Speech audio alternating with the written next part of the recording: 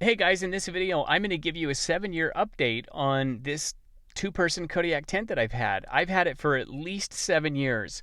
I set it up the other day and was started calculating how long I've had it, and it's been at least 7 years. And I thought this thing is still in such great shape, and I don't think I've ever done an update on any of these tents that I've had for so long. And I wanted to.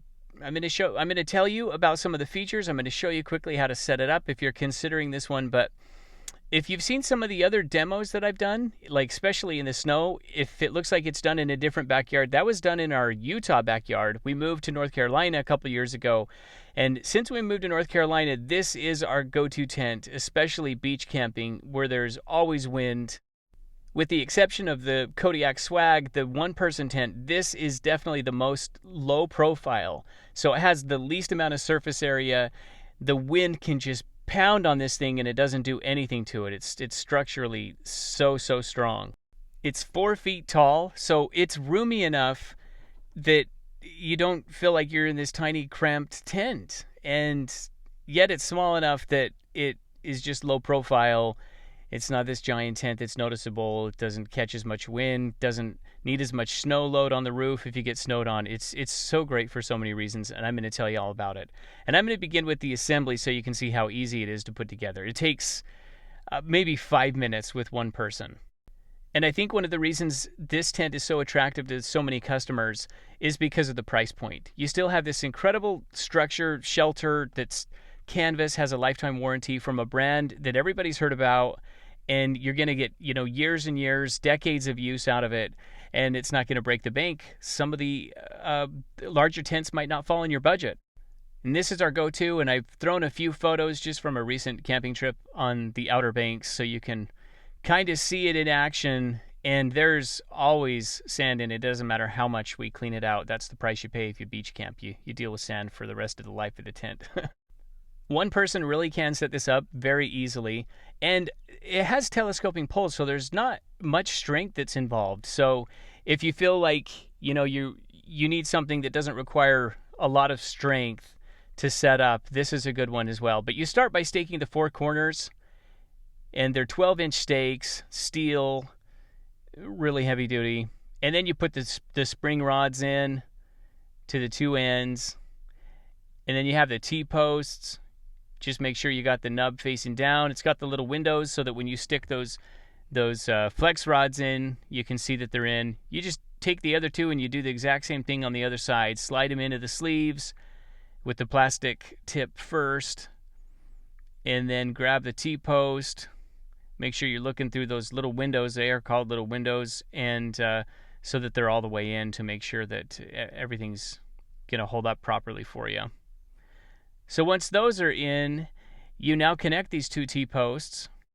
Connecting the two T-posts together is pretty easy. You've got one end that has a screw on it. The other one's concave and kind of receives the top end of that screw. So it kind of holds itself together. But then you have this sleeve, and the sleeve just slides right across and locks it into place. And you can actually hear it click because there's a push pin. And we're almost done with the assembly. You've just got these two upright poles, and you can see they telescope. They've got a thumb screw, and it's having these telescoping poles that really make it so that you don't have to be super strong to put this up. You just telescope it as tight as you can and make it as taut as you can. You put the receiving pin in through the bottom, telescope that out, tighten the thumb screw, do the same thing on the other side. And it's nice because there's a sleeve on the window right here that holds the two sides of the tent out. And it goes together just the same way as the other side did. And the only thing that's left to do after this step is pound in some more stakes. It comes with 10 stakes. Honestly, I rarely use more than 6. And I do have a tarp underneath this as well. You can't see it, but there's a tarp. I don't ever recommend not using a tarp. It just makes it so easy to clean it. It doesn't matter what brand even. Just make sure you use a tarp so you can clean the bottom of the tent off when you're done. They always seem to be kind of dirty. But I just put these two stakes in on the front, and let me show you some of the features about this. We've got 10-ounce cotton duck canvas for the roof, so that's the heaviest part of the canvas, and the walls are 8.5 ounces. You've got the 13.5 ounce vinyl floor, And I think you'll be surprised at all the features this thing has if you've never seen one of these. You've got 4 windows that are screened. They have canvas. They open and close from the inside. You've got a 2-inch or so flap on the outside that covers the zipper, so if you get pounded on with rain, you're not going to get any water in there. You can open the window, the entire door, roll it up, attach it to the side, and there is a door on the back side of this as well. So you can go in one side and right out the other, or if there's 2 people sleeping, you don't have to climb over the other person. If you got to go to the bathroom at night, just open that up and go out that side. It makes it nice and convenient to get gear in and out of it as well as cleaning it up. So I get a lot of questions where people ask how roomy this is. So here's some inside footage. I'm 5'10". You can see it's 4 feet tall, so sitting down, there's plenty of room above me.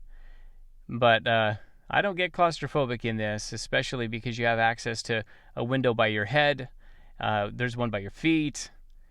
And again, you can just roll it up and you can attach these to the bottom of the windows. And you'll notice there's a gear pocket as well underneath, where we've definitely used that quite a bit. The keys always go in there, and cell phones, glasses, you name it. And those are just sewn on. So there's one on underneath both triangular windows, and they're just a mesh as well. So if something's kind of wet in there, it can dry out. But here's what it looks like with a cot. A lot of people ask, can I fit a cot in there? This is a large cot.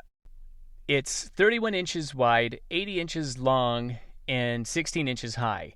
And if you don't use a cot, you can see I fit in 2 pads really easily. We have links for these in the description, by the way, if you want to take a look at them. They're super, super comfortable. Well, I hope this video has been helpful. I hope it gives you an idea of how much room there is, what the features are, whether it's right for you. I know a lot of people will get this actually as a second tent if they own a larger Kodiak tent, just for an option that's smaller, more compact. The poles and the bag go in the same storage bag, so it's definitely the most compact of all the tents. And for pricing and availability, visit us at competitiveedgeproducts.com. Thanks for watching, and don't forget that thumbs up.